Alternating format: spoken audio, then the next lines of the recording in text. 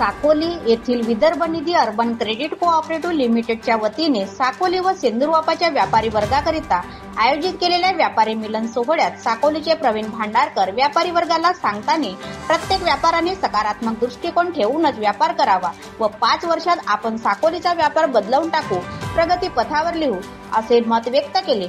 साकोली सेंदुरवापा येथील व्यापारी वर्गाकरिता विदर्भ निधी credit cooperative सोसायटीच्या वतीने नागझिरा रोडवरील भारत सभागृहात आयोजित केलेल्या व्यापार मेळाव्याचे अध्यक्ष साकोलीचे उपविभागीय पोलीस अधिकारी आनंद चव्हाण, कार्यक्रमाचे अतिथी म्हणून पोलीस निरीक्षक महादेव आचरेकर तसेच विदर्भ निधी क्रेडिट कोऑपरेटिव्ह सोसायटी लिमिटेडचे अध्यक्ष प्रवीण भांडारकर, ॲडव्होकेट दिलीप कातोरे, सायबर सेलचे आकाश खेडीकर, तालुका पत्रकार संघाचे अध्यक्ष राजेश भैश, अशोक जागिया, नगर परिषदेचे माजी उपाध्यक्ष तरुण मल्लाने, चार्टर्ड अकाउंटंट अचल गभने, चार्टर्ड अकाउंटंट गौरव लिचडे, चार्टर्ड अकाउंटंट पंकज मुदडा, हेमकृष्ण वाडीभस्मे, मंदार खेडीकर उपस्थित होते। साकोलीतील सर्व व्यापारी व पत्रकार मंडळी व निधी पतसंस्थेचे सर्व कर्मचारी या प्रसंगी उपस्थित होते।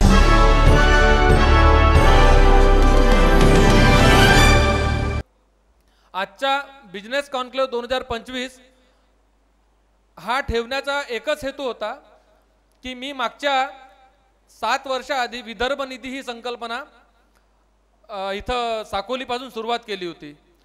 तर विदर्भ निधी संकल्पना सुरुवात करत असताना मला पुष्कळशा अडचणी आल्या आणि त्या अडचणींना मी मात करत आज माझ्याकडे 6 शाखा आहेत।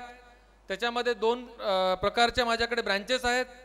त्याच्यामध्ये मी छोटासा एक आपला उषा इंडियनच्या माध्यमातून मी आपला ट्रान्सपोर्टचा सुद्धा बिझनेस सुरू केला आहे, तुम्हाला माहीतच आहे। त्याच्या माध्यमातून मी फाउंडेशनचे सुद्धा नागपुरात आणि महाराष्ट्रात काम करत असतो, विदर्भात करत असतो। आणि त्याच्यानंतर छोटाशी आम्ही एक क्यूआर आणि साऊंड बॉक्सची कंपनी सुद्धा मधात टाकली होती, ती सुद्धा आज कार्यरत आहे। म्हणजे एका माध्यमातून मी अनेक प्रकारचे व्यापार या साकोलीतूनच निघालो आणि हळूहळू आपले व्यापार या साकोलीच्या माध्यमातून इथं मी करत गेलो आणि व्यापार वाढवत गेलो। पण मित्रांनो, मला नेहमी एक खंत अशी जाणवली, म्हणजे ती खंत अशी होती की मी नेहमी बघतोय की मी कुठल्याही शहरात जातोय, कुठल्या व्यापारात जातोय, मी असंच नाही म्हणणार की आपल्या आजूबाजूचे सुद्धा जे तुम्ही सिटी बघता, लाखनी, सानगडी, सडक अर्जुनी, वडसा, भंडारा, तुमसर, पुष्कळशा आपल्या मागच्या सिटी आहेत त्या समोर गेल्या आहेत। हेच नाही, भंडारा जिल्ह्याबद्दलच नाही बोलणार मी, गोंदिया जिल्ह्याबद्दल बोलणार मी, गडचिरोली जिल्ह्याबद्दल बोलणार मी, चंद्रपूर जिल्ह्याबद्दल बोलणार, आपल्या विदर्भाबद्दल बोलणार की विदर्भामध्ये असे कितीतरी ज्या खेडेगाव होते त्या सिटीमध्ये रूपांतरित झाल्या। मी नेहमी महाराष्ट्रात फिरत असतो, अनेक कारणावरून कामं ह्या त्या कामांना फिरत असतो।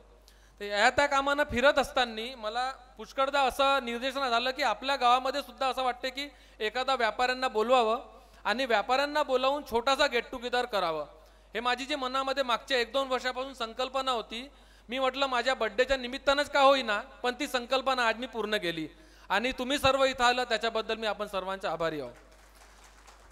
मी सर्व व्यापारी मित्रांना, सर्व व्यापारी वर्गाला एकच सांगणं आहे की हा व्यापारी संमेलन काही राजकीय आखाडा नाही, हा किंवा मी जर आयोजित केला असेल माझ्या बँकेतर्फे तरीही हा माझ्या बँकेचा कार्यक्रम नसून आपल्या व्यापाराचा कार्यक्रम आहे असं मी तुम्हाला सांगू इच्छितो।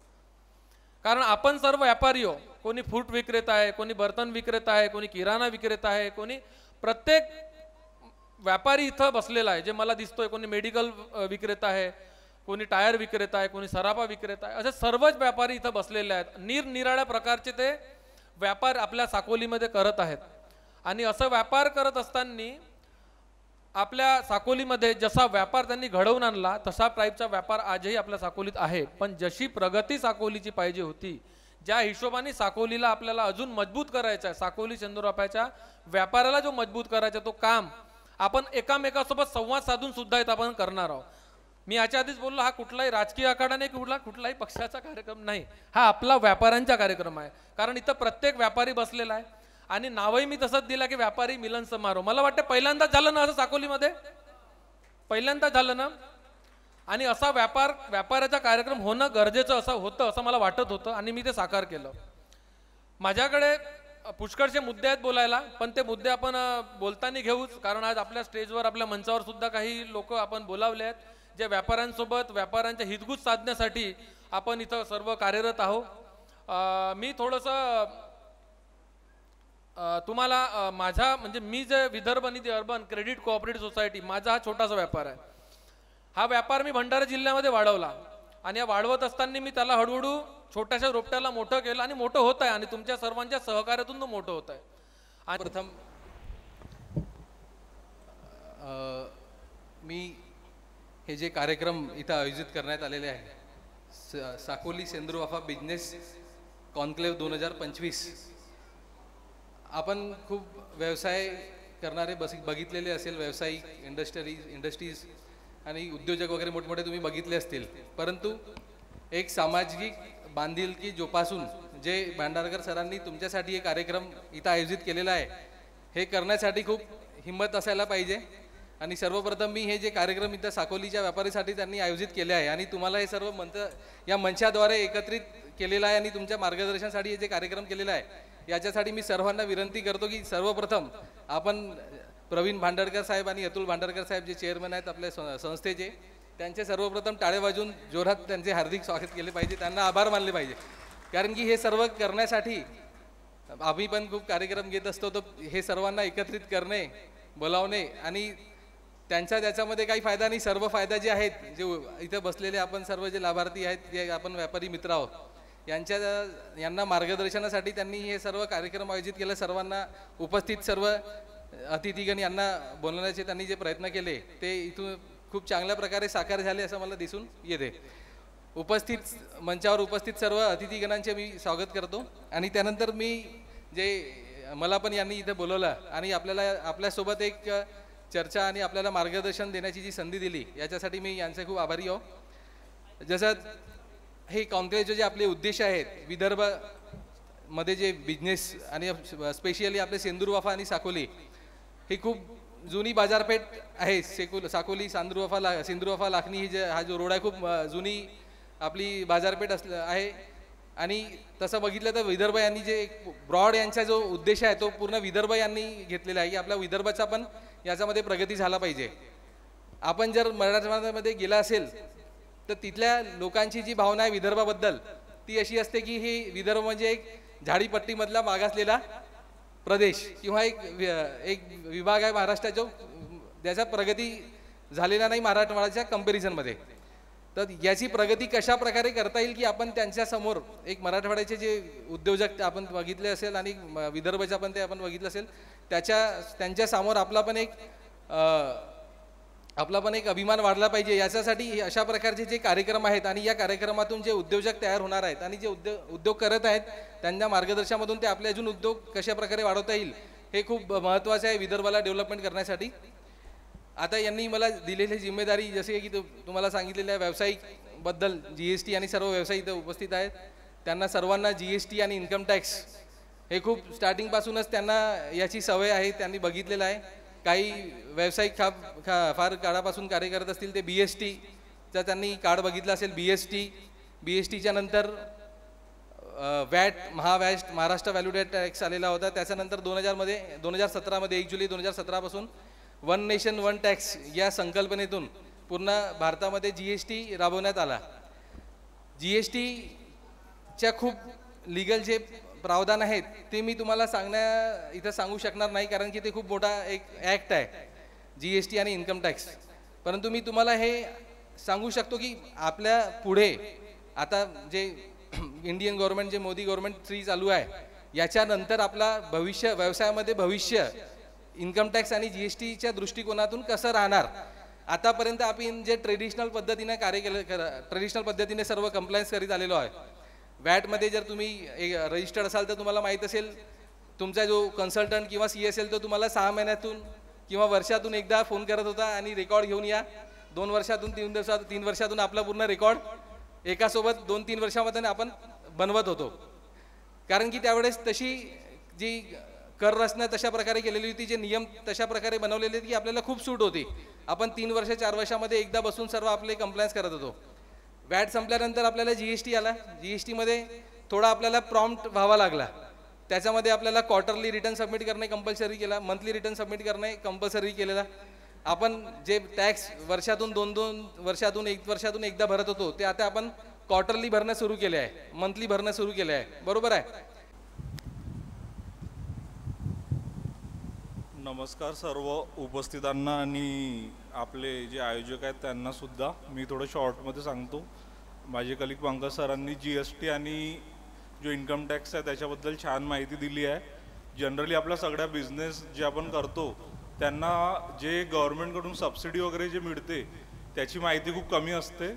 त्यामुळे मी जे आपल्या बिझनेस करणाऱ्यांना जे सबसिडी गव्हर्नमेंट मार्फत आहे त्याच्याबद्दल थोडी माहिती देतो. जसं जसं आपलं जिल्हा उद्योग केंद्र आहे त्याच्यामध्ये CMEGP आणि PMEGP या थ्रू सगळ्या बिझनेसकरिता 1 करोडपर्यंत 25 ते 35% पर्यंत सबसिडी आहे.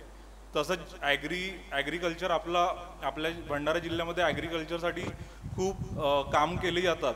तर त्याकरिता 3% इंटरेस्ट कन्व्हेन्शन अशी AIFची सबसिडी आहे. त्यामुळे आपलं 6% पर्यंत आपल्या ॲग्रिकल्चरसाठी लोन मिळतो.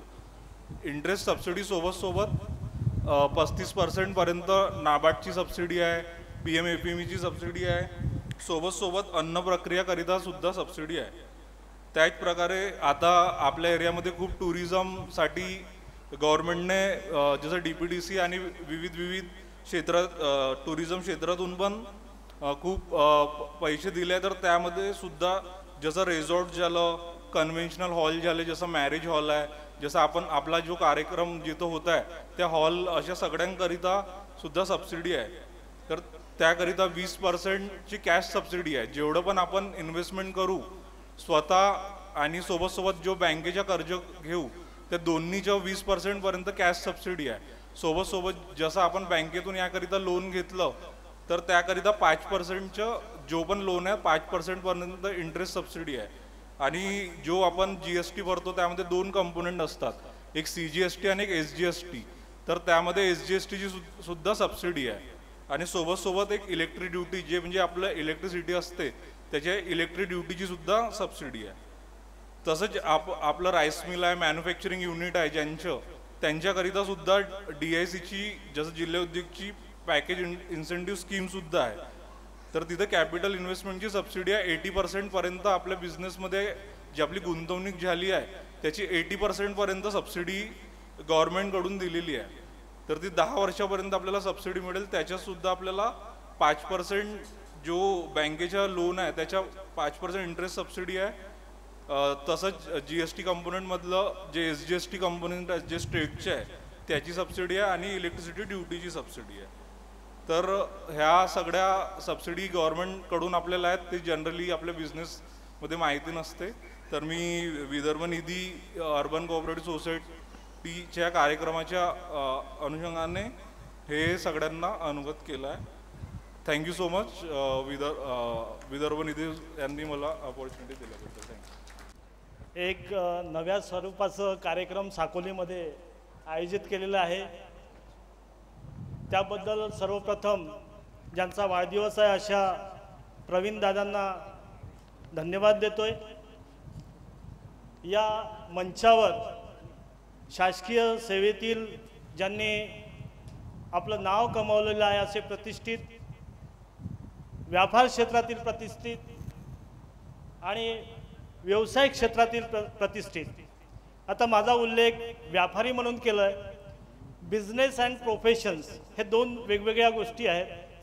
आणि तुमच्यासारखाच आमचा व्यापार आहे, परंतु आमच्या व्यापाराला आम्ही प्रोफेशन म्हणतो आहे. आता पत्रकार बंधूही बसलेले आहेत, त्यांना आम्ही व्यापारी नाही म्हणू शकत, त्यांना आम्ही प्रोफेशनल म्हणू. प्रत्येक प्रोफेशन किंवा व्यापार किंवा शासकीय सेवेमध्ये तुम्हाला जर सक्सेस व्हायचं असेल एक चतुर्सूत्री कार्यक्रम तुम्हाला राबवावा लागतो. तुम्ही ज्या क्षेत्रामध्ये आहात त्या क्षेत्रामध्ये तुम्ही श्रद्धा ठेवा. साईबाबांच्या 2 गोष्टी आहेत, श्रद्धा आणि सबुरी. तुम्ही जे काही काम करता त्याच्यावर श्रद्धा ठेवा. त्या कामामध्ये तुम्ही श्रद्धा ठेवा सर्वप्रथम. त्याच्यामध्ये समर्पण द्या. तुम्ही आपलं सगळं 100% डिव्होशन द्या. तुम्ही एखाद्या क्षेत्रामध्ये यशस्वी केव्हा होता, जेव्हा त्या क्षेत्रामध्ये समर्पण करता. तुम्ही एखादा किराणा दुकान उघडताय आणि जर 11 वाजता उघडलं आणि 4 वाजता बंद केलं, तुमचं समर्पण पूर्ण 100% नाही, तुम्ही सक्सेस होणार नाही. म्हणून दुसरी गोष्ट आहे समर्पण. तिसरी गोष्ट आहे सबुरी. एक आपण एखाद्या क्षेत्रामध्ये उतरतो, व्यापार प्रोफेशन किंवा शासकीय सेवेमध्येही जातो, तर तुम्हाला सहजासहजी एखादी गोष्ट एखाद्या टार्गेट अचीव होत नाही. त्याच्यासाठी तुम्हाला सबुरी ठेवावी लागते आणि ते पेशन्स तुमच्यामध्ये क्रिएट करावे लागतात. तुम्हाला सक्सेस मिळवायचा आहे, ती सबुरीसुद्धा महत्त्वाची आहे. आणि चौथा महत्त्वाचा घटक आहे प्रामाणिकता. तुम्ही कोणत्याही व्यवसायामध्ये असो, बिझनेसमध्ये असो, शासकीय सेवेमध्ये असो किंवा प्रोफेशनमध्ये असो, प्रामाणिकता हा महत्त्वाचा गुणधर्म आहे की जो तुम्हाला यशस्वी बनवतो. आपल्या साकोलीमध्ये एक असं दुकान आहे की जे प्रामाणिकतेच्या भरोशावर फार मोठं झालेलं आहे. त्याचं नाव सांगू शकता का? मी त्याचा अनुभव घेतलेला नाही, पण एक माझं ऑब्झर्वेशन आहे. आपल्या साकोलीमध्ये एक SD वाईन शॉप म्हणून आहे. या SD वाईन शॉपची इतकी ख्याती आहे की बाहेर साकोलीला येणारा किंवा देवरीपर्यंत एक भंडाऱ्याचा येणारा व्यक्तीसुद्धा इथून वाईन खरेदी करतो. त्यांनी जो व्यवसाय उभा केलेला आहे तो व्यवसाय दारूचा व्यवसाय आहे, परंतु त्यांनी आपला जो व्यवसाय उभा केला आहे एक प्रामाणिकता नाव उभं केलेलं आहे. तुम्ही आपल्या प्रामाणिकतेच्या भरोशावर व्यवसायामध्ये जर नाव तयार केलं तर तुमच्या व्यवसायाला कुठेही अडचण जात नाही.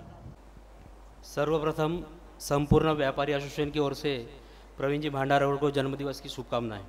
सभी व्यापारी बंधु यहाँ पर सबसे ज़्यादा परेशान यहाँ पे इसलिए हैं कि जैसे रोड पर सब पूरे सरकारी जगह है लेकिन व्यापार करने के लिए जगह नहीं है. चाहे वो सब्जी वाला हो, फल वाला हो, या फुटपाथ वाला हो, किराने वाला हो, सभी लोग अतिक्रमण बैठे हैं. तालाब में हो या परेड ग्राउंड के सामने हो, सभी को समस्या है. कभी ना कभी हटना पड़ता है, फिर से दुकान लगाना पड़ता है, फिर बार बार वही काम करना पड़ता है. लेकिन ये समस्या का छुटकारा सिर्फ कौन कर सकता है? सिर्फ हमारे अधिकारी नेता लोग वो कर सकते हैं. हमारे पास सरकारी जगह बहुत खाली पड़ी है, लेकिन उसके लिए हमारे CEO साहब अगर वो जगह की मांगनी करें तो सभी व्यापारी एसोसिएशन के लिए सभी बहुत सारी दुकानें बन सकती हैं. साकोली में बहुत ज़्यादा दुकानें नहीं, पर 300-400 दुकानें भी बन गई तो सभी व्यापारियों का निराकरण पूरा हो जाएगा. उसके बाद प्रवीण जी भांडारकर की ओर से जो ये प्रोग्राम किया गया है, किसी भी बैंक द्वारा सर्वप्रथम प्रोग्राम है. सबसे ज़्यादा हिस्सा होता है बैंक में तो व्यापारियों का, व्यापारी ही सबसे ज़्यादा बैंकों में हिस्सा होता है. और ये प्रवीण जी ने जो बैंक का प्रोग्राम किया है उसमें व्यापारियों को बुलाकर सबसे बड़ा व्यापारियों को मान सम्मान दिया, उसके लिए मैं उनका आभारी हूँ. उसके पश्चात यहाँ पे जितने भी व्यापारी आए हैं उनकी ओर से मैं प्रवीण जी को धन्यवाद देता हूँ. आजच्या कार्यक्रमाचे आयोजक व विदर्भ निधी अर्बन कोऑपरेटिव्ह बँकेचे अध्यक्ष माननीय माझे लहान बंधू व खास मित्र प्रवीणजी भांडारकर, तसेच आजच्या कार्यक्रमाचे अध्यक्ष HDPO चव्हाण साहेब, तसेच मी तुमचा जास्त वेळ न घेता सर्व मंच, तसेच व्यापारी वर्ग, महिला बंधू व बाळगोपाळ बंधूंनो, तुम्ही मला 99% लोक इथं ओळखतातच, पण मी आपला एक संक्षिप्त परिचय तुम्हाला देतो. माझे नाव हेमकृष्ण वाडी भस्मे, काँग्रेस राष्ट्रवादीचा विधानसभा अध्यक्ष. आमच्याकडे एक मेडिकल स्टोर्स पण आहे, जेनेरिक. बसेसचा व्यवसाय आहे, हरीश टूर्स अँड ट्रॅव्हल्स. आमच्याकडे जे बसेस आहेत ते 17 ते 55 सीटर बसेस आहेत.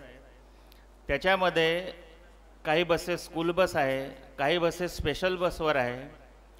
मी जे सांगत आहो याच्यामागे काही कारण आहे. 17 ते 55 सीटर बसेस आहे, काही कंपनीमध्ये बसेस चालू आहे. आमचं ऑफिस साकोलीला तर आहे, हेड ऑफिस भंडाऱ्याला आहे, गोंदियाला आहे, नागपूरला पण आहे. आमच्या बसेस नागपूर ते पुणे स्लीपर बसेस चालतात फक्त ऑनलाईन. त्याच्यात 99.99 व्यवसाय साहेब ऑनलाईन असतो. बुकिंग एकही काउंटरवर होत नाही, आली तर क्वचित. तर असा आमचा व्यवसाय आहे. तर मला सांगण्याचं बरं, दुसरी एक गोष्ट, आता जे नुकताच विधानसभा निवडणूक झाली छत्तीसगडमध्ये आणि लोकसभा निवडणूक झाली काही 1-1.5 वर्षापूर्वी, याच्यामध्ये मीने 450 बसेस 2 महिन्यासाठी लोकांकडून हायर करून छत्तीसगड गव्हर्नमेंटला दिले. पुन्हा आता 350 बसेस 22 तारखेला आपले CM एकनाथ शिंदे गडचिरोलीला येणार आहेत. तिथं माझ्याकडे त्यांनी ऑर्डर दिला आहे.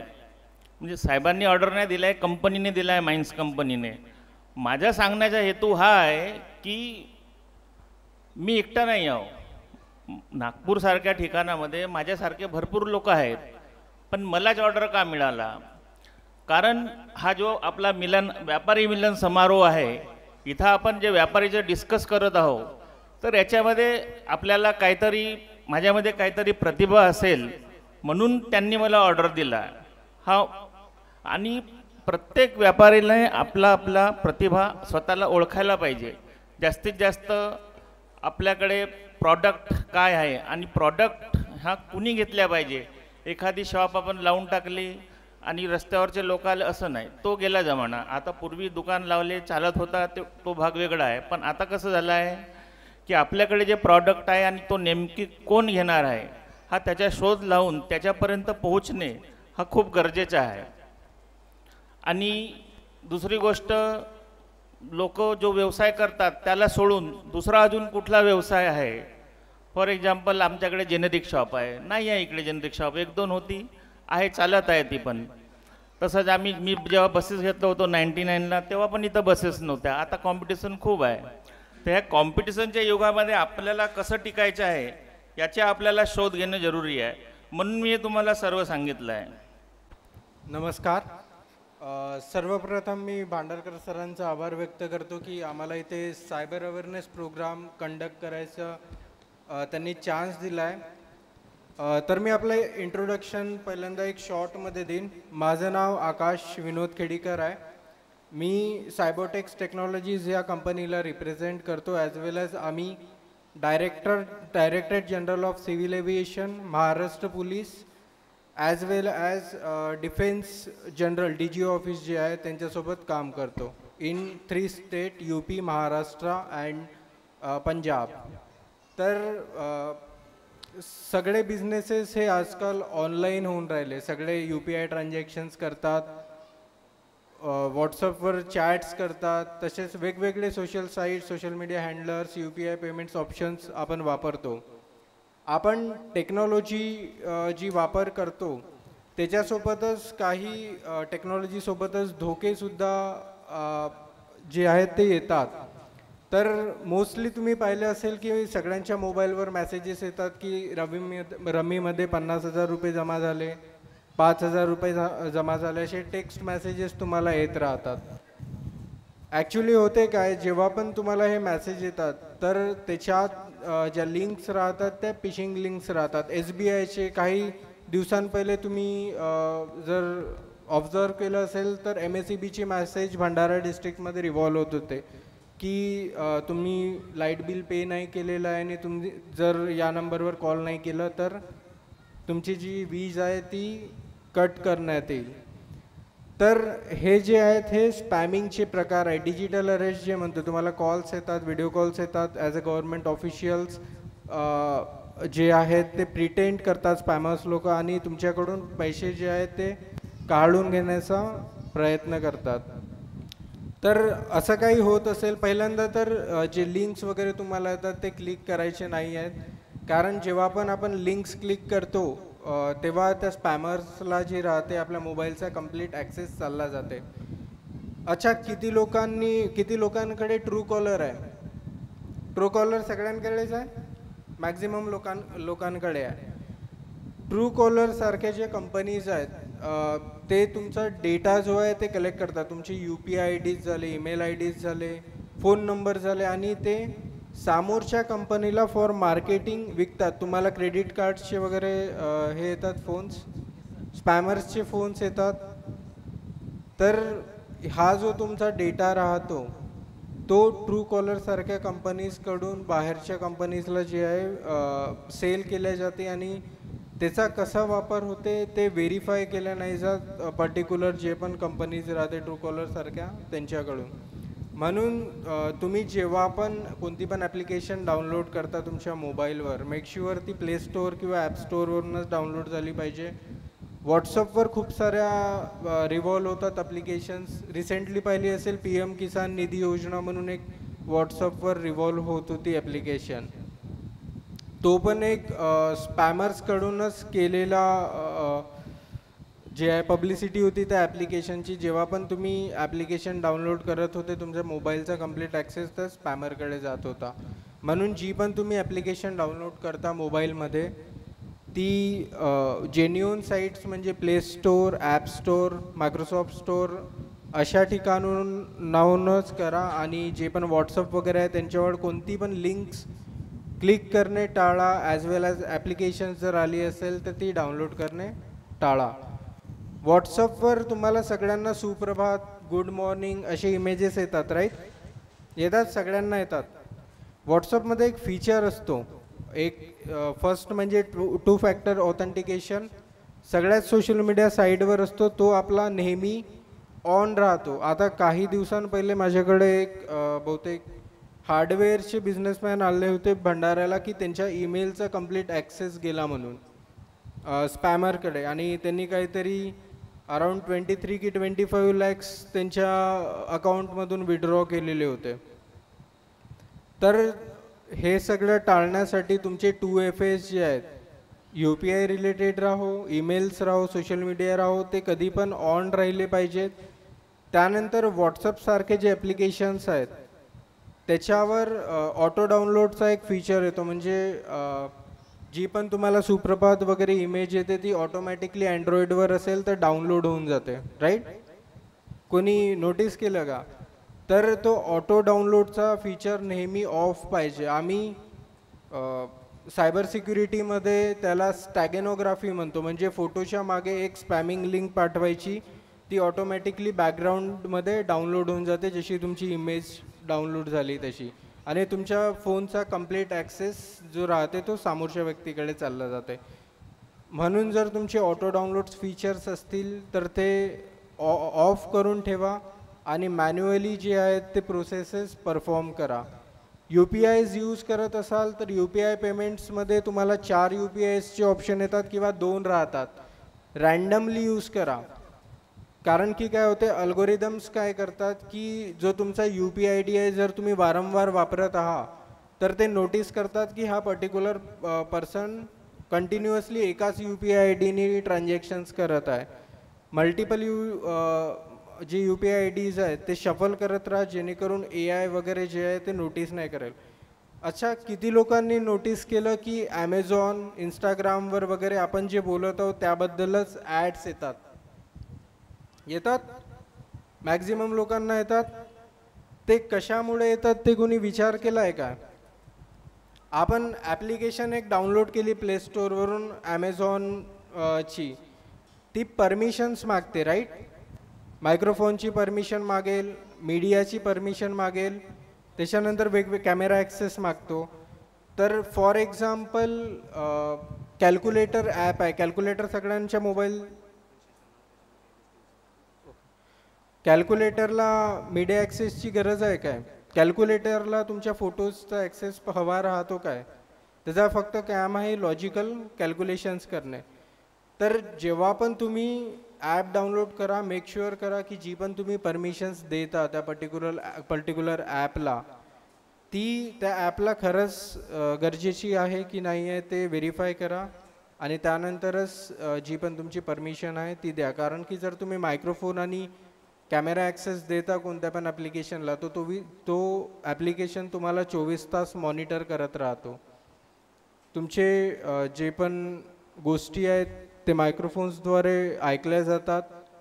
कॅमेरा ॲक्सेस दिला असल्यामुळे मीडिया ॲक्सेस जो राहतो त्या कंप्लीट ॲपच्या डेटाबेसेसमध्ये इन फ्लॅश इमेजेस स्टोअर्ड राहते. म्हणून जो पण तुम्ही मीडिया ॲक्सेस देता कोणत्या पण ॲपला, कोणती पण परमिशन देता, ती पहिले व्हेरीफाय करा की ती त्या ॲपला खरंच गरजेची आहे की नाही. आणि जर द्यायचंच असेल तर व्हॉट्सअपमध्ये सुद्धा एक लिमिटेड ॲक्सेस म्हणून फीचर येतो, ज्याच्यात तुम्ही जी फोटो तुम्हाला स्टेटस टाकायची आहे इंस्टाग्रामवर, फेसबुकवर किंवा व्हॉट्सअपवर, ती सिलेक्ट करून त्या फक्त एका पर्टिक्युलर फोटोचा तुम्ही ॲक्सेस देऊ शकता. टेलिग्राम वगैरे सारखे जे चॅनल्स आहेत, फेसबुकवरून शॉपिंग टाळा. फेसबुकवर मोस्टली म्हणू शकतो मी 80% स्कॅम्स जे राहतात ते सोशल मीडियावरून जे शॉपिंग करतात त्यांच्या थ्रू होतात. म्हणून जे पण टेलिग्रामसारखे चॅनल्स आहेत, भंडाऱ्याचेच काही व्यवसायी होते ज्यांनी टेलिग्रामवरून होलसेलमध्ये अराऊंड 9 की 10 लाखाचा खरेदी केली ती, पण पेमेंट झाला पण त्यांच्याकडे माल आलेलाच नाही आहे. म्हणून अशा सोशल मीडिया साईट्सवरून तुम्ही जे पण आपले व्यवसाय रिलेटेड वस्तू मागवता ते मागवणं टाळा आणि जेन्युइन साईट्स म्हणून जेन्युइन फिजिकली होलसेलर्सकडून जे पण वस्तू आहेत ते बाय करा, खरेदी करा. एवढं सांगून मी 2 शब्द आपले संपवतो. थँक्यू.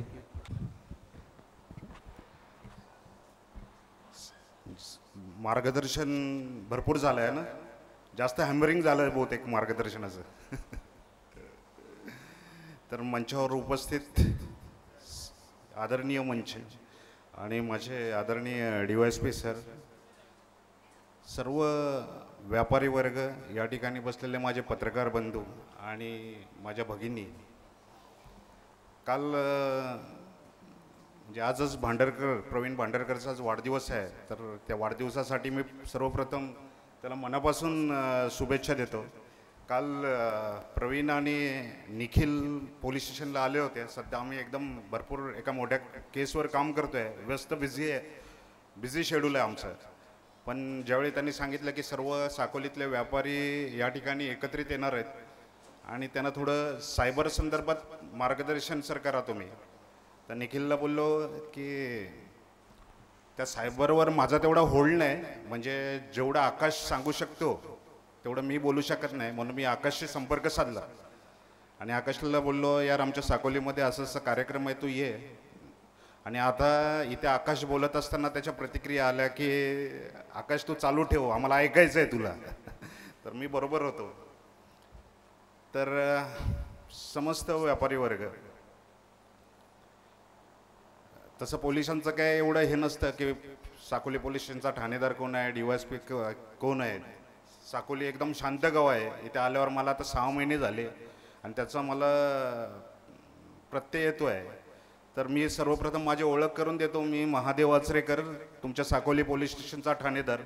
माझ्या अंतर्गत जवळजवळ या साकोली पूर्ण तालुका आहे आणि हे माझ्या DYSP सरसुद्धा इथे बसलेले आहेत.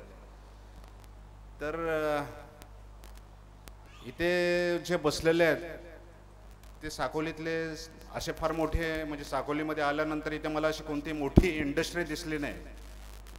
मी महाराष्ट्रात बऱ्याच ठिकाणी काम केलेलं आहे. इवन मी MIDC नागपूरला काम केलेलं आहे, बुटीबोरीमध्ये.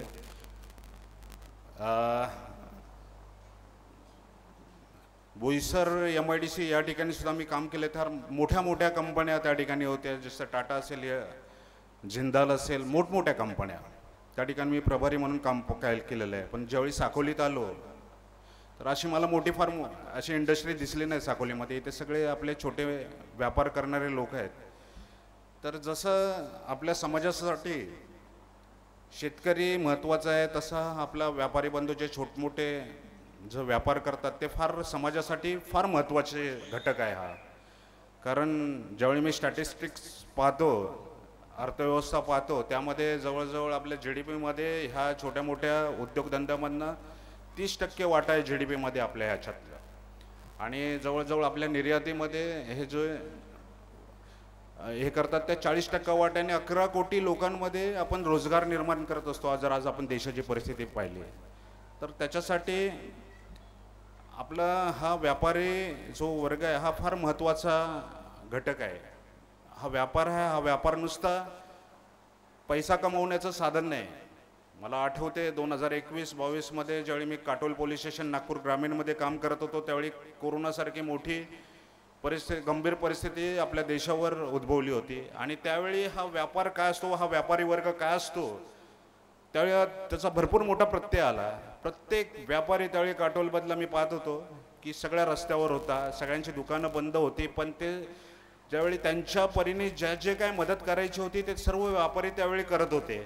आम्ही पोलीस आणि सर्व त्यावेळीचे व्यापारपेठेतील व्यापारी मिळून सर्व जनतेसाठी त्यावेळी काम करत होते. मग ते औषधं वाटणं असेल, अन्नधान्य वाटणं असेल, काय असेल, प्रत्येक परीने खारीचा वाटा हा आपला व्यापारी वर्ग उचलत होता. त्यामुळे व्यापार आणि ह्या व्यापाराची सुरक्षितता, हे जे बिझनेस करतात छोटे मोठे, त्यांची सुरक्षितता या दृष्टीने आमची पोलिसांची भूमिका फार महत्त्वाची वाटते मला. आणि मी तुम्हाला या ठिकाणी ॲश्युअर करतो, प्रत्येकाने इथे गेल्यानंतर माझे नंबर असेल, आमचा DYSP सरांचा नंबर असेल, ह्या माध्यमातून मला एक तुमच्याशी थोडा वेळ संवाद साधायची संधी मिळाली असेल तर आमचे नंबर तुम्ही अवश्य तुमच्या पर्सनल मोबाईलमध्ये ठेवून द्या. कधी कोणाला काही ह्या व्यापाराच्या निमित्ताने गरज पडेल ते सांगता येत नाही, कारण 24/7 आम्ही तुमच्यासाठी, हे साकोली पोलीस स्टेशन असेल, साकोली पोलीस असेल, तर आम्ही तुमच्या सेवेसाठी सदैव तत्पर आहोत. कधीही कोणतीही अडचण असेल, कधीही कोणती अडचण असेल तर तुम्ही बिलकुल काही मनात किंतु परंतु न बाळगता फोन करा. मी तुमच्यासाठी सदैव तयार आहे. माझे साकोली पोलीस सदैव आपल्यासाठी तयार आहेत. एक छोटासा किस्सा सांगतो तुम्हाला मी, का पोलिसांची गरज लागते आणि काय होते. एक 15-20 दिवसापूर्वी एक साकोलीमध्येच मी काल बोललो ही गोष्ट निखिलला, की मल्हार टायरचं एक त्या ब्रिजच्या खालती एक नवीन स्टार्टअप एक सुरू केला. नवीन पोरगा नवीन होता तो, आणि 17-18 लाखाची बिचाऱ्यांनी गुंतवणूक केली होती. टायरचा व्यवसाय सुरू केला होता त्यांनी, आणि एका रात्रीमध्ये त्याचं ते टायरचं दुकान बिझनेस सुरू व्हायच्या आधीच एका चोरांनी त्याचं दुकान फोडलं आणि त्यातले टायर सगळे घेऊन गेला. तो ज्यावेळी तो कंप्लेंट घेऊन आला त्यावेळी त्याच्या चेहऱ्याकडे ज्यावेळी पाहिलं ना, त्यावेळी खरंच म्हणजे एकदम हताश झालेला होता की आता कुठेतरी सुरू होतो आपण आणि तिथेच संपल्यासारखं त्याच्या चेहऱ्यावर भाव होते. आणि असं वाटत होतं आता काय होणार नाही. पण तिथेच एक माझ्या मनात सुद्धा, आमच्या पोलिसांच्या मनामध्ये एक हे झाले की खरंच आपण मनापासून ह्याची कंप्लेंट आहे आणि हे केलं म्हणजे चांगल्या पद्धतीने हा तपास केला पाहिजे. आणि आम्ही तिकडनं सुरू झालो. तुम्हाला मित्रांनो सांगतो, आता बऱ्याच वेळी पोलीस स्टेशनला आल्यानंतर हे असतात, अरे तुला हे CCTV लावायला काय झालं, हे झालं. अरे नवीन व्यवसाय सुरू करतोय तो CCTV कुठे लावणार? जरा व्यवसायातनं उभा राहिला तर लावेल ना तो CCTV. तर मग त्याचं ऑफेन्स रजिस्टर करून आम्ही आमच्या कामाला सुरू. DYSP सर होतो आम्ही, लिटरली मला वाटते की रात्री 9-10ची वेळ होती. आम्ही मग सुरू केलं CCTV पाहतो काय. तर CCTV पाहत असताना त्या ज्या रोडच्या पलीकडे एका घरामध्ये आम्हाला CCTV दिसला. आम्ही त्या रात्री मला वाटते 11-11:30 वाजलेले, आणि त्या घरात गेलो आम्ही आणि ते CCTV पाहायला लागलो. पूर्ण म्हणजे गेट बंद होता, पण एक असं छोटा CCTVचा ॲक्सेस आहे ना त्या रोडवर दिसत होता आणि पाऊस चालू होता. आणि 11:15 वाजता रात्री आम्हाला त्या दुकानामध्ये एक बोलेरो गाडी आतमध्ये घुसताना दिसली आणि तिकडनं आमचा तपास सुरू झाला. मग एवढी एक लिंक मिळाली की बाबा एक गाडी गेलेली आहे. मग तिकडनं पुढे आम्ही मग सगळे लाखांदूर रोड आणि त्यानंतर लाखणीकडचे सर्व CCTV चेक केले, आणि एक इंडियन ऑइल पेट्रोल पंप जो लाखणीचा आहे त्या पेट्रोल पंपवर त्या चोरांची गाडी गेली होती. आणि त्या जो डिझेल भरत होता त्या डिझेलवाल्यांनी सुद्धा त्याच्या गाडीमध्ये टायर भरलेले, आणि त्याला विचारलं की अर्जुनी मोरगावचा रस्ता कुठे आहे म्हणून, आणि त्या गाडीवर मोबाईल नंबर सुद्धा होता. म्हणजे एवढं सगळं का? एका CCTVमुळे. तर त्यानंतर मग लगेच रात्री माझी अर्जुनी मोरगावला टीम रवाना झाली, आणि तिकडनं ते सर्व आरोपी त्या गुन्ह्यातले जे 2-3 आरोपी होते, आणि सर्व त्याचे टायर्स, ट्रॅक्टरचे टायर्स पूर्ण 4 ते 5 आम्ही रिकवर केले. त्या आरोपीनं अटक केली. आणि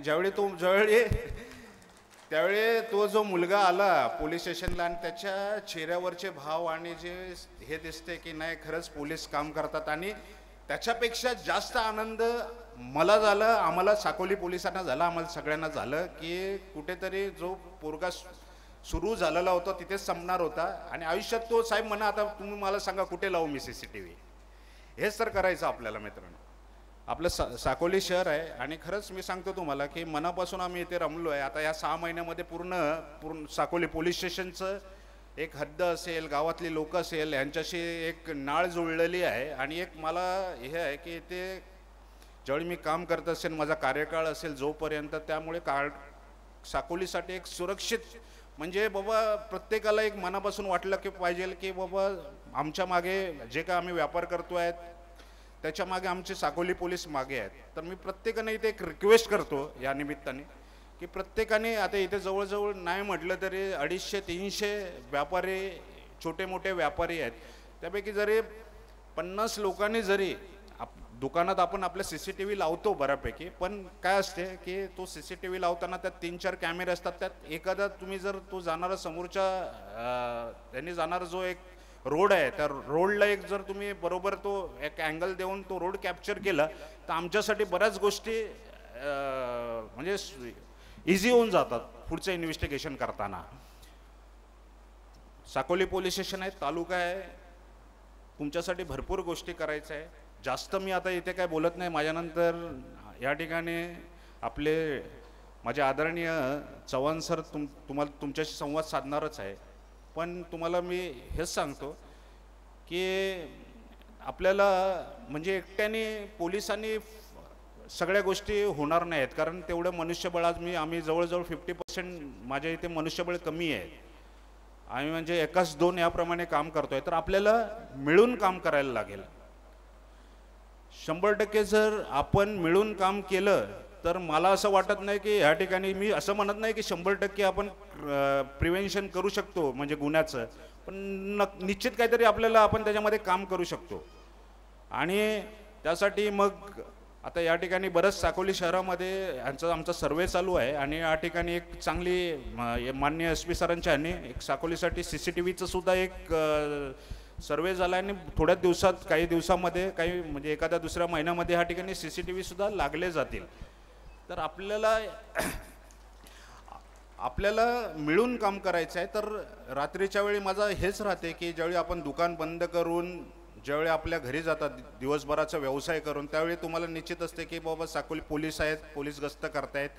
तर निश्चित प्रत्येक ठिकाणी आज जे आम्ही महत्त्वाचे जे ठिकाणी QR कोड लागलेले आहेत त्या ठिकाणी आमची मोटर जवळजवळ माझ्या 2 ते 3 गाड्या फिरत असतात. मोटरसायकलवर पोलीस माझे फिरत असतात आणि त्या QR कोड महत्त्वाच्या ठिकाणी आधी पुन्हा आणखीन सर्वे करून आम्ही जिथे QR कोड आणखीन आवश्यक आहेत, जसं प्रगती कॉलनी होते गेल्या वर्षी मी यायच्या आधीचं थोडं पाहिलं की प्रगती कॉलनीमध्ये भरपूर चोऱ्या होत होत्या. तर ह्यावेळी ते टार्गेट होतं की या प्रगती कॉलनीमध्ये आपण जमनापूरचं असेल तिथे सिव्हिल लाईन एरिया आहे तर त्या ठिकाणी चोऱ्या व्हायला द्यायचं नाही, कोणाचं घर फोडायला द्यायचं नाही. त्यामुळे तुम्हाला सांगतो की या वर्षात माझ्याकडे आतापर्यंत फक्त 6 घरफोड्या आहेत. त्याच्यातलं आम्ही जवळजवळ 3 घरफोड्या डिटेक्ट केलेल्या आहेत आणि त्याचा मुद्देमाल रिकवर केलेला आहे आणि चांगल्या प्रकारे आम्ही गस्त करतोय. तुम्ही सुद्धा आम्हाला प्रत्येक आमच्या ह्याच्यामध्ये सपोर्ट कराल मी आशा बाळगतो आणि मी इथेच थांबतो कारण जास्त वेळ झालेला आहे. बऱ्याच लोकांना इथे बोलायचं आहे. तर जय हिंद, जय महाराष्ट्र. सर्वांना नमस्कार. व्यासपीठावर उपस्थित सर्व मान्यवर, व्यापारी बंधू, सर्व पत्रकार मित्र, बँकेचे प्रतिनिधी आणि जमलेले व्यापारी आणि महिला वर्ग, आज मी जास्त काही बोलणार नाही आहे कारण मी बोलण्याआधी बऱ्याच लोकांनी सांगून ठेवलेलं आहे. एक आता व्यापाराच्या दृष्टिकोनातून बोलायचं तर मी व्यापाराबद्दल जास्त काही बोलू शकणार नाही, तुमच्या व्यापारामध्ये काय चालतं वगैरे, पण व्यापाराची सुरक्षा किंवा आपण जे काही सुरक्षेचे मानदंड लावतो त्याबद्दल मी ॲज अ पोलीस म्हणून तुम्हाला बोलू शकतो. जास्त मला बोलता येणार नाही कारण खूपच वेळ झालेला आहे. माझ्या आधी सायबर तज्ज्ञ आहेत आपले, ते खेडीकर यांनी सांगितलेलं आहे, आचरेकर साहेबांनी सांगितलेलं आहे, आताच एक टायर चोरीचा किस्सा सांगितलेला आहे. आम्ही हा 2च दिवसामध्ये गुन्हा उघडकीस आणला होता, दिवस रात्र प्रयत्न करून नॉनस्टॉप. आम्हाला त्या गाडीचा फक्त एक अंदुसचा गाडी बाहेर निघताना दिसली होती. ही बोलेरो गाडी आहे का टाटा SI कळत नव्हतं, पण एक फायनली आम्ही ज्यावेळी पाहिलं तेव्हा आम्हाला ती बोलेरो S आहे फार खूप उशिराने म्हणजे बारीक पाहिल्यानंतर कळालं. आणि त्या गाडीचा आम्ही पाठलाग सुरू केल्यानंतर आम्ही त्या गाडीचा म्हणजे हे करत होतो, मोमेंट्स काढत होतो, तेव्हा ती एका पेट्रोल पंपावरती पेट्रोल भरायला थांबली होती. तिथल्या कर्मचाऱ्याला विचारल्यावर तो म्हटला, साहेब हो त्या गाडीमध्ये टायर होते. मग तुकडे जाते पहिले अर्जुनी मोरगावमध्ये. आम्हाला पण त्याच्या पुढे एक असं होतं की गाडीचा नंबर आणि मोबाईल नंबर मिळाला एक त्या पेट्रोल पंपाच्या कॅमेरामध्ये आणि तिथून आम्ही लगेच तो केस आम्ही ओपन करू शकलो. दुर्दैव असं आहे की आता आपल्या बँक ऑफ बडोदामधून 1 लाख रुपये एका आपल्या पेशंटसाठी आपल्या पित्याने काढले, मुलगी डिलिव्हरी झाली म्हणून. आम्ही नापले नर्सिंग होम समोर येऊन त्यांनी ती मोटरसायकलच्या डिक्कीच्या वर ठेवलेली जी कॅश होती 1 लाखाची तशीच ठेवून मोटरसायकल ते बाहेर ठेवून वरती हॉस्पिटलमध्ये गेले आणि चोरट्यांनी त्यांच्या मागावर येऊन ती बॅगमधली कॅश काढून पळून गेले. आता आमच्या पुढे फक्त त्या नाफडे नर्सिंग होमनी जो कॅमेरा लावला होता तो आतल्या बाजूने लावला होता आणि तो बाहेरचं काय, कारण ते काचेचंच रिफ्लेक्शन जास्त येत होतं. ती गाडी कोणती, तिचा नंबर काय, काहीच कळत नव्हतं. ती गाडीच्या यायच्या मोमेंटवर टी व्ही नाही, काय नाही. त्यामुळे आम्हाला ती केस ओपन करता आली नाही. आमच्यासमोर सर्वात मोठी अडचण होते, आपण व्यापारी बंधू आहात, आपले दुकानं आहेत, शॉप्स आहेत, घरं आहेत.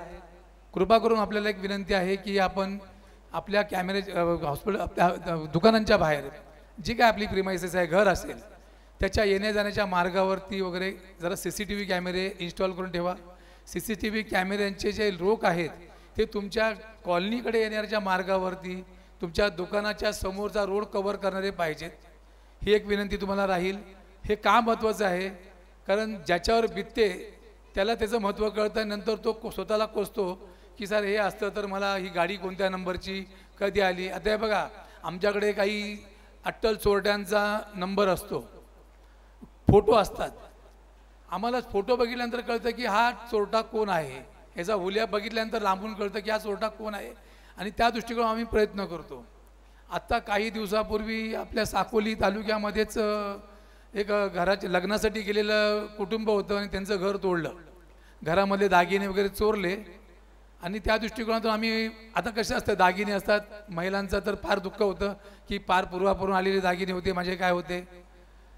आमचे आचरेकर साहेब आता कसं आहे की ते फार ॲक्टिव्ह आहेत आणि ॲक्टिव्ह असल्यामुळे मला त्यांना मग सपोर्ट जास्त करायचा वाटतो की कारण ते बाबा खूप ॲक्टिव्हली काम करत आहेत. तर त्यांना कसं झालं की ईदचा दिवशीचा बंदोबस्त होता आणि बंदोबस्त संपल्यानंतर, नमाज संपल्यानंतर हे पोलीस स्टेशनला न जाता डायरेक्ट सगळी टीम घेऊन आमच्या भागातला एक अट्टेल घरपोडे आहे, हा जेलमधून सुटलेला आहे, माहीत पडलेलं होतं आणि ह्याच्याशिवाय हा करू शकतो, ह्या नुसत्या एका दुव्यावरती ती पटकन अर्जुनी नवे गाव बांधला गेले, त्या घरातून त्याला उचलला. तो उडबाडूची उत्तरं द्यायला लागला, मी कोर्टात होतो. बघा, आम्हाला पोलिसांना फार, म्हणजे आम्ही काय वेगळ्या परिस्थितीत काम करतो. तो कोर्टामध्ये सांगायला लागला, मी कोर्टात घेतो. आम्ही कोर्टामध्ये पटकन क्रॉस चेक केलं, तो कोर्ट कारकून म्हणला हा तारखेला आलाच नाही. मग याला म्हणलं तू कुठे होतास, काय होतास. मग याची आम्हाला एक मैत्रीण भेटली, त्या मैत्रीला आम्ही एका बाजूला घेऊन विश्वासात घेतल्यावर तिने सांगितलं, साहेब त्या दिवशी आम्ही गेलो होतो, मी गाडीमध्येच बसून होते रिक्षामध्ये आणि हा गावात जाऊन कुठेतरी आला होता. एवढा आम्हाला दुवा मिळाल्यानंतर आम्ही त्याला जरा थोडंसं आमच्या भाषेमध्ये घेतल्यानंतर त्यांनी सांगितलं, सर हो साहेब, मी चोरी केलेली आहे, कॅश माझ्याकडे आहे, दागिने अमुक ठिकाणी ठेवलेले आहेत, ते दागिने आम्ही रिकवर करू शकलो, घरपोडी आम्ही ती रिकवर करू शकलो. तर आपल्याला कसं आहे की थोडी तुम्ही तुमच्या घराची सुरक्षा करताना आपली घरं रात्रीच्या वेळी कृपा करून घराच्या आजूबाजूची लाईट जी आहेत त्या कृपा करून चालू ठेवत जा आणि तुमचे CCTV फुटेज CCTV हे तुमच्या घराच्या आजूबाजूच्या एकमेक जे समोर आहेत, आता समोर दोघं राहतात, एकाने हा कॅमेरा अँगल कव्हर करून ठेवला, दुसऱ्याने ह्याचा अँगल कव्हर करून ठेवला, तर तुमच्या घराकडे कोणतरी स्ट्रेंजर येतोय, आलाय किंवा अपरिचित गाडी आली आहे, एवढं जरी माहीत पडलं तर त्याच्यावरून आम्ही त्याचा पाठलाग करू शकतो, त्याला शोधू शकतो. पण आमच्याकडे बऱ्याच आता एक गोष्टी होतात की आम्ही रात्री पेट्रोलिंग करतो, तो सगळे चिडी चूप, आपल्या सगळ्या लाईटी बिटी बाहेरच्या सगळ्या बंद, असा एवढा काय फरक पडणार आहे. आपण CFSL बल्ब लावतो, ते बल्ब जरा बाहेरच्या बाजूला फोकस करून, आणि TVला असा तुमचा कॅमेराला किती लाईट जळणार आहे, तर TV लावून तुम्ही ठेवलेत तर ज्याच्या घरी चोरी होते आणि त्याला थोडंसं आता आम्हाला एक आधार मिळतो की कुठेतरी क्ल्यू मिळतो. आणि जे कोणी आपले व्यापारी असतील, कोणी आपण बाहेर कार्यक्रमाला जाता किंवा कुठल्यातरी गोष्टी फंक्शनला जाता किंवा कुठेतरी टूरला जाता, कृपा करून घरामध्ये दागिने, किमती वस्तू, कॅश कृपा करून घरात ठेवू नका. आणि जर घरात तुमच्या कॅश तसा असेल तर तुमचा कोणतरी एक रिप्रेझेंटेटिव्ह घरामध्ये तुमच्या आवश्यक असला पाहिजे. काही गोष्टीमध्ये आता मी विशेष करून महिला वर्गांना सांगतो की आपल्या गल्लीबोळामध्ये 1000 रुपया पाव केस 1000 पाव करून रोज बोंबलत जातो, एक तो माईक लावून. मला सांगा, मला केस विकायचे असतील किंवा मला माल विकायचा असेल तर मी आज विकेन ना, तू रोज बोंबलत येतो, पण तो तशासाठी येत नाही. तो फक्त तुमच्या घरावरती वॉच करायला येतो की हे घर किती दिवसापासून बंद आहे आणि ह्या घरावर मला माझा डल्ला मारायचा आहे. मी ताडपत्र्या विकायला येतो, ताडपत्री तुम्हाला 5,500-1,500ची ताडपत्री तुम्हाला मी 1000ला देतो, पण तो ज्यावेळी कसं घर गावभर बोंबलत फिरतो, तो फिरत असतो, ते तुमची घरं टाळायला म्हणजे रेकी करायला फिरत असतो. आणि त्याला कळालं की ह्या घरामध्ये कोणी नाही आहे, हे घर 2 दिवसात बंद आहे, हे माझं टार्गेट आहे. आणि मग तिथे तो हात मारतो. त्याच्यामध्ये तो काय करतो की मला इथून यायला एकदम सॉफिस्टिकेटेड मार्ग कोणता, एक्सेप्ट व्हायला म्हणजे तिथून पळून जायला मार्ग कोणता, हा तो त्यातून टेळणी करायला आलेला असतो. आता हे तुम्हाला मी जास्त वेळ आहे त्यामुळे मी तुम्हाला बरेच किस्से सांगितले असते आत्ता, तर ह्या गोष्टी जरा तुम्ही थोड्याशा ऑब्झर्व करत जा. आत्ता परवा एक आढळला केस घडलेली आहे. थोडक्यात किस्सा सांगतो की एका व्यापाऱ्याकडे एक चोरटा गेला आणि म्हणाला की तुमचा असाचा व्यापार आहे, तुम्हाला हा माझ्याकडे माल आहे, माझ्याकडे माल आहे, मी धंदा बंद करतोय, तुम्हाला जे बाजारभावाच्या पेक्षा जरा मी कमी भावाने द्यायला तयार आहे, तुम्हाला किती माल पाहिजे सांगा. तो म्हणला मला 1.5 लाखाचा माल पाहिजे. ठीक आहे म्हटलं, मी तुम्हाला माल आणून देतो, मला जागेवरती मला कॅश डिलिव्हरी पाहिजे, कारण मला काही ठिकाणी माझे पेमेंट करायचे आहे. आता स्वस्तात माल मिळतोय म्हणल्यावरती माझ्या तोंडाला पाणी सुटलं आणि म्हणलं ठीक आहे मी तुम्हाला देतो म्हणला. आणि ह्याच माणसाने काय केलं, तो माल विकणाऱ्या एका माणसाला कॉल केला, मला एवढ्याची ऑर्डर पाहिजे, मी तुला ऑर्डर माझ्या दुकानात पोहोचली की तुला पेमेंट ऑनलाईन करतो. हे आढळचं आता परवा 2 दिवसापूर्वीचं उदाहरण आहे. मग त्या माणसाने याच्या समोरच व्यापारी आला आहे आणि आपला माल नोकर वर्ग माल घेऊन जाणार आहे, कुठला धोका नाही म्हणून त्यांनी माल गाडीमध्ये भरला, त्याच्यावर पाठवून दिला. याने सांगितलं मी माल आणलाय, तुमच्या दुकानात टाकू का? हो टाका म्हणला. टाकल्यानंतर म्हणला माझा याला पेमेंट द्या. माझे नाव पलाश तुम्हाला कळलं काय झालं, मी Vidarbha Nidhi urban credit cooperative society Bhandara येथे शाखा व्यवस्थापक या पदावर आहे. आता हा जो ओरिजिनल व्यापारी पुरवणार आहे त्याला अजून पेमेंट माल पोहोचल्याचं कळलं नाही, मग त्यांनी नोकरांना फोन केला, अरे माल पोहोचवला का? हो पोहोचवला. मग त्या मालकांना पेमेंट करायला सांग. तर तो आता नोकरांना माहीत नाही हा नक्की मालक कोण होता यातला. त्यांनी मालकाला सांगितलं की आमच्या साहेबांचा फोन आहे, बोला. मग तुम्हाला माल पोहोचला का? हो पोहोचला. मग पेमेंट करा मला या नंबरवर. म्हटलं कसला पेमेंट? तुम्ही तर पेमेंट घेऊन गेला तुमचा माणूस. अशा प्रकारची फसवणूक होते. आता ह्या गोष्टी व्यापारी वर्गांना आम्हाला एक छोटंसं उदाहरण मी सांगायचा प्रयत्न केला आहे. तर अशा काही ज्या काही तुम्हाला येतात तर कृपा करून तुम्ही ऑर्डर देतात ब्लाइंडली देऊ नका. तुम्ही क्रॉस चेक करा, तो खरोखर व्यापारी एक्झिस्टिंग आहे का, त्याचं तिथे दुकान आहे का, हा तुमच्याकडे ऑर्डर देतो हा जेन्युन आहे का, ह्या गोष्टी तुम्ही पाहिल्या पाहिजेत. नाही तर काय होतं आपल्याला परत मोठा घोटाळा होतो. आता ती केस रजिस्टर होणार, तो दाखल करणारा म्हणजे माल घेऊन देणारा ह्याचा फोन नंबर नाही, काय नाही. आता पोलिसांनी तपास कसा करायचा? मग आम्ही येतो याच्यावर CCTV फुटेज आहे का, ह्याची गाडी कुठली वापरली, ह्याच्याकडे कुठली मोटरसायकल होती का, इथून आमची सुरुवात होते. तर ह्या गोष्टीबद्दल जरा मी तुम्हाला सर्वांना सजग करू इच्छितो. आज जास्त काय मी बोलत नाही कारण आम्हाला फार वेळ कमी आहे आणि तुम्ही पण बऱ्याच वेळापासून सगळ्यांचं ऐकत आहात. त्याबद्दल आम्हाला ह्या पोलीस स्टेशनमध्ये आम्हाला बोलवलं आणि ते बोलायची संधी दिलीत त्याबद्दल मी सर्व आयोजकांचा आभार मानतो आणि विशेष करून प्रवीण भांडारकर यांना वाढदिवसाच्या शुभेच्छा देतो की त्यांनी आम्हाला बोलायची संधी दिली. सर्वांना धन्यवाद. जय महाराष्ट्र.